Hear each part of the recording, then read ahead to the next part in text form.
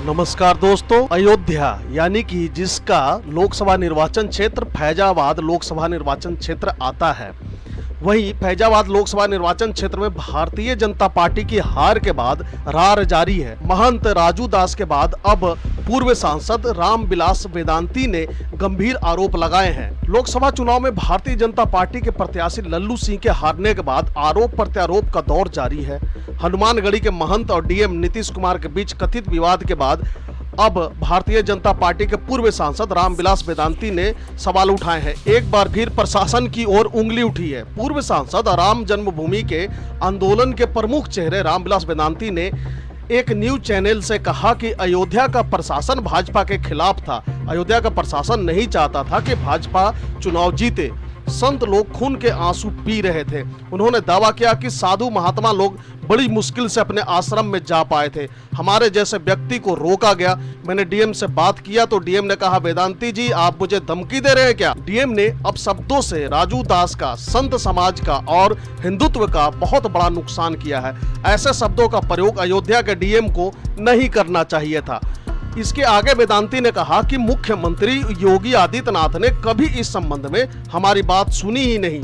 कोई कहने का प्रयास भी किया तो नहीं सुने। अयोध्या के लोग अपने घर में, अपने मंदिर में नहीं जा पा रहे थे। उनमें भयंकर आक्रोश था।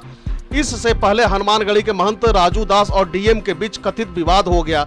बीजेपी सूत्रों के अनुसार बृहस्पतिवार को उत्तर प्रदेश के कृषि मंत्री सूर्य प्रताप शाही, पर्यटन मंत्री जयवीर सिंह और अयोध्या के महापौर गिरीशपति त्रिपाठी की मौजूदगी में समीक्षक बैठक हुई, जिसमें महंत राजू दास भी मौजूद थे। अयोध्या के जिलाधिकारी यानी कि डीएम नीतीश कुमार और वरिष्ठ पुलिस अधीक्षक राजकरण नैयर को भी मंत्रियों ने कुछ जानकारी के लिए बुलाया था। बैठक के दौरान महंत राजू दास ने कथित तौर पर डीएम और एसएसपी के खिलाफ विवादित बयान दिया और अयोध्या में भाजपा के हार के लिए अधिकारियों को जिम्मेदार ठहराया। सूत्रों के अनुसार राजू दास के आरोप से अधिकारी नाराज हो गए और उनके साथ बैठने से भी इनकार कर दिया। तो वहीं उत्तर प्रदेश स्थित फैजाबाद से यानी कि अयोध्या से सांसद अवधेश प्रसाद 18वीं लोकसभा के पहले दिन संसद पहुंचे।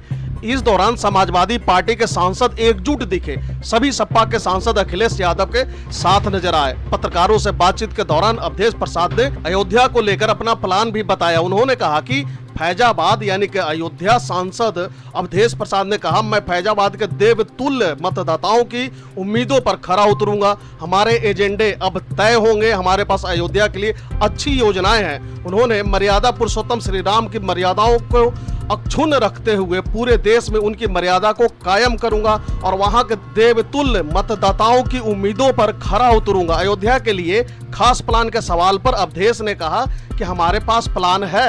अब उनके पास क्या प्लान है इसके बारे में उन्होंने अभी तक डिस्क्लोज नहीं किया है।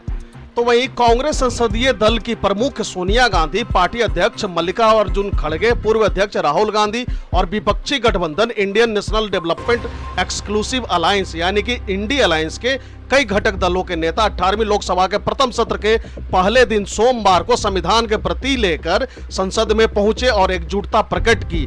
आपने अक्सर चुनाव में रैलियों के दौरान राहुल गांधी के हाथ में एक संविधान की प्रति देखी होगी, ये लाल रंग की डायरी। ऐसे ही इन सभी विपक्ष के जो भी सांसद चुनकर आए हैं, उन्होंने अपने हाथों में यही संविधान की प्रति लेकर के संसद के अंदर प्रवेश किया। कार्यवाही आरंभ होने से पहले विपक्षी गठबंधन के सांसद संसद परिसर में एकत्र हुए और सरकार के खिलाफ नारेबाजी भी की। उन्होंने कहा, संविधान की रक्षा हम करेंगे और तानाशाही नहीं चलेगी के नारे लगाए। इस दौरान सोनिया गांधी, खड़गे, राहुल गांधी तथा द्रमुक, तृणमूल कांग्रेस और इंडिया गठबंधन के कई अन्य घटक दलों के सांसद मौजूद थे। नई लोकसभा का पहला सत्र सोमवार से आरंभ हुआ है। इसके पहले दिन और दूसरे दिन नवनिर्वाचित सदस्यों का शपथ ग्रहण होना है, जिसमें प्रोटेम स्पीकर यानी कि अस्थायी अध्यक्ष जो है संसद की, उनकी नियुक्ति के लिए भारतीय जनता पार्टी के वरिष्ठ लोकसभा सदस्य भर्तृहरि महताब नवनिर्वाचित सदस्यों को शपथ दिलाएंगे। इसके बाद बुधवार को नए लोकसभा अध्यक्ष का चुनाव होगा।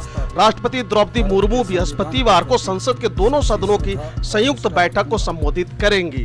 तो दोस्तों, फिलहाल के लिए इस वीडियो में इतना ही। इसी तरह की इंफॉर्मेटिव वीडियो देखते रहने के लिए बने रहे हमारे साथ। Thank you for watching. God bless you.